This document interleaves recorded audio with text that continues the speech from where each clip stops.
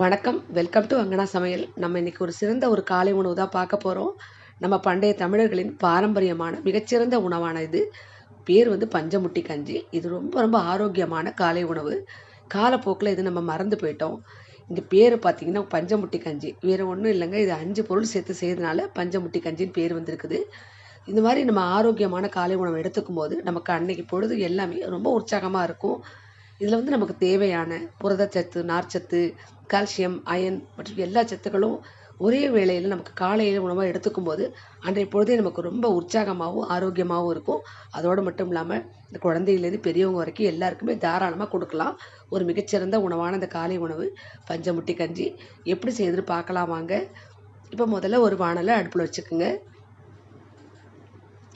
இதில முதல்ல நம்ம கருப்பு உளுந்து எடுத்துக்கலாம். இது வந்து 1 1/2 டேபிள் ஸ்பூன் உள்ள அளவுள்ள கருப்பு உளுந்து. இத சேர்த்து நம்ம மிதமான தீயில வாசம் வர வரைக்கும் நம்ம வறுத்துக்கலாம்.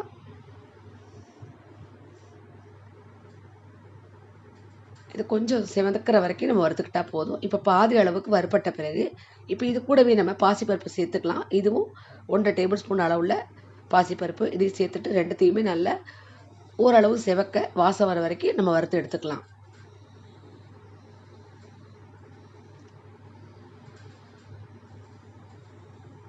இப்போ பாருங்க, ஓரளவு நல்லா வறுபட்டுருச்சு.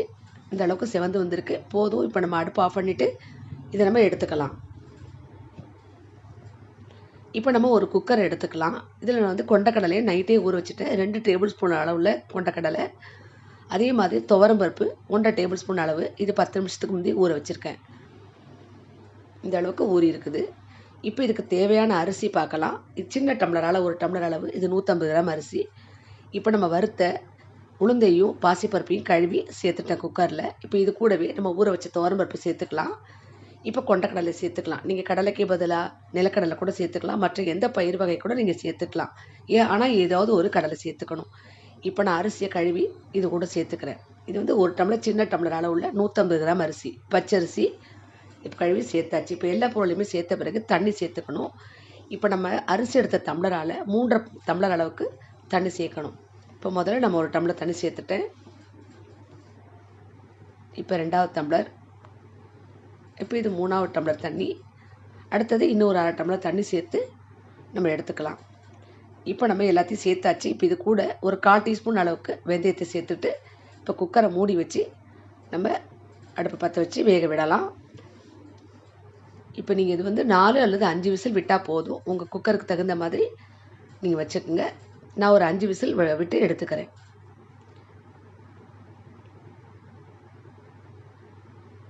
இப்போ எனக்கு 5 விசில் வந்துருச்சு. நான் அடுப்பை ஆஃப் பண்ணிக்கிறேன்.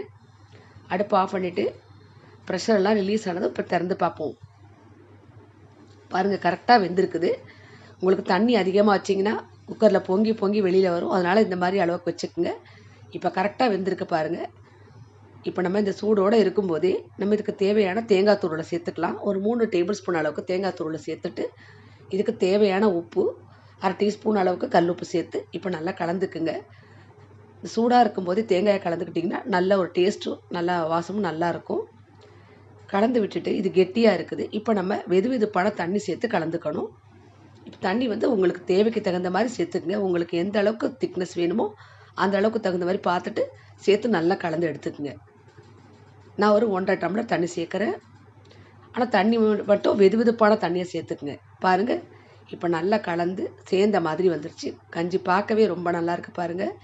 இதில் சேர்த்த பருப்புகள் எல்லாமே நல்லா வெந்து கொண்டக்கடலையும் எல்லாமே வெந்திருக்குது. நீங்கள் கடலைக்கு பதிலாக நிலக்கடலை, தட்டைப்பயிறு எது வேணாலும் சேர்த்துக்கலாம். இப்போ பாருங்கள், நமக்கு கஞ்சி ரெடி ஆகிடுச்சு. நான் இந்த அளவுக்கு திக்னஸாக இருக்குது. மேலே கொஞ்சம் தேங்காயை போட்டுட்டு எடுத்துக்கிட்டால் நமக்கு ரொம்ப ரொம்ப ஆரோக்கியமான அருமையான காலை உணவு ரெடி ஆகிடுச்சு. இது மாதிரி வாரம் ஒரு தடவை நம்ம குழந்தைங்கள்லேருந்து பெரியவங்க வரைக்கும் எல்லாருமே செஞ்சு சாப்பிடலாம். கேழ்வரகு கஞ்சி, வெந்தய கஞ்சி, இந்த மாதிரி கஞ்சி வரிசையில் இதுவும் ஒரு கஞ்சி. அடிக்கடி இது மாதிரி உணவாக எடுத்துக்கோங்க. ரொம்ப ஆரோக்கியமாக இருக்கும். இந்த வீடியோ உங்களுக்கு பிடிச்சிருந்தா மறக்காமல் நம்ம சேனலை சப்ஸ்கிரைப் பண்ணிக்கோங்க. லைக் பண்ணுங்கள், ஷேர் பண்ணுங்கள், கமெண்ட் பண்ணுங்கள். நன்றி.